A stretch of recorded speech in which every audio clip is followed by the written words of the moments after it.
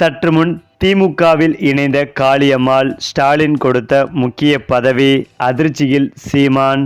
அதாவது கடந்த சில மாதங்களாக நாம் தமிழர் கட்சியின் தலைமை ஒருங்கிணைப்பாளர் சீமான் மீதான அதிருப்தி காரணமாக அந்த கட்சியின் முக்கிய பொறுப்புகளில் இருந்த நிர்வாகிகள் அடுத்தடுத்து விலகி மாற்றுக் கட்சியில் இணைந்து அதிர்ச்சி கொடுத்து வருகின்றனர். அந்த வகையில் தூத்துக்குடி மாவட்டம் மணப்பாடு அருகே அடுத்த மாதம் நடைபெறும் நிகழ்ச்சியின் அழைப்பிதழில் நாதக பொறுப்பை குறிப்பிடாமல் காளியம்மாள் பெயர் இடம்பெற்றுள்ளது. அதில் திமுக காங்கிரஸ் நிர்வாகிகள் பங்கேற்கும் நிகழ்ச்சியில் நாதக காளியம்மாளின் பெயருக்கு கீழ் சமூக செயற்பாட்டாளர் என குறிப்பிடப்பட்டுள்ளது. இது தொடர்பான அழைப்பிதழும் தற்போது சமூக வலைதளங்களில் வைரலாகி வருகிறது. இதனால் காளியம்மாள் கட்சியிலிருந்து விலகிவிட்டாரா என்ற கேள்வியும் எழுந்தது. இவர் ஆளும் திமுகவுடன் இணைய உள்ளதாகவும் அதற்கான பேச்சுவார்த்தை நடத்தி முடித்துவிட்டதாகவும் சொல்லப்படுகிறது. இந்த நிலையில்தான் மதுரை விமான நிலையத்தில் செய்தியாளர்களை சந்தித்த நாம் தமிழர் கட்சியின் ஒருங்கிணைப்பாளர் சீமானிடம் காளியம்மாள் குறித்து கேள்வி எழுப்பப்பட்டது. அதற்கு அவர் பருவ காலங்களில் இலையுதிர் காலம் போல எங்கள் கட்சிக்கு இது கலையுதிர் காலம். நாதகவில் இருப்பதற்கும் இயங்குவதற்கும் விலகுவதற்கும் தங்கைக்கு முழு சுதந்திரம் இருக்கிறது. அது குறித்து முடிவெடுக்கும் முழு உரிமை அவருக்கும் உண்டு. அதேபோல் காளியம்மாள் முதலில் சமூக செயற்பாட்டாளராகத்தான் இருந்தார். அவரை அழைத்து வந்ததும் நான் தான்.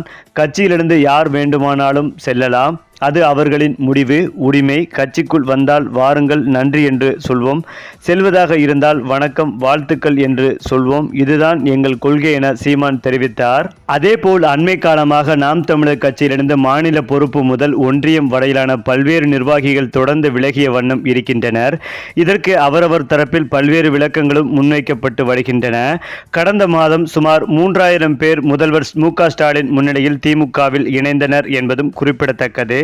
இந்த நிலையில்தான் கட்சியின் மகளிர் பாசறையின் மாநில ஒருங்கிணைப்பாளரான காளியம்மாளும் கட்சியிலிருந்து விலகுவதாக தகவல்கள் வெளியாகி வருகிறது. குறிப்பாக சமூக செயற்பாட்டாளராக களப்பணியை தொடங்கிய காளியம்மாள் நாம் தமிழர் கட்சியில் இணைந்த நிலையில் அவருக்கு நாடாளுமன்ற தேர்தல்களில் போட்டியிடும் வாய்ப்புகளும் வழங்கப்பட்டது. பின்னர் கட்சியின் கீழ் தீவிரமாக செயல்பட்ட அவருக்கு தலைமையுடன் முரண்பாடு இருப்பதாக கூறப்பட்டது. இதனைத் தொடர்ந்துதான் அவர் தவேக, அதிமுக உள்ளிட்ட கட்சிகளில் இணைய இருப்பதாக சொல்லப்பட்டது.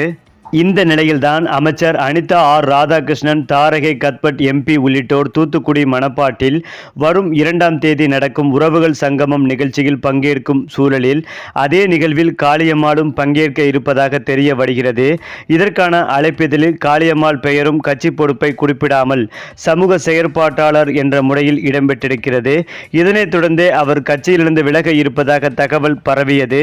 இது தொடர்பாக அவர் கூறும்போது, கட்சியிலிருந்து விலகுவது போன்ற சூழல் இருக்கும் போது கட்டாயம் நானே தெரிவிப்பேன் என்றார் காளியம்மாள். இந்த நிலையில்தான் கடந்த சில மாதங்களாகவே நாம் தமிழர் கட்சியிலிருந்து காளியம்மாள் விலகப் போவதாக அறிவிப்புகள் வெளியாகி வந்தது.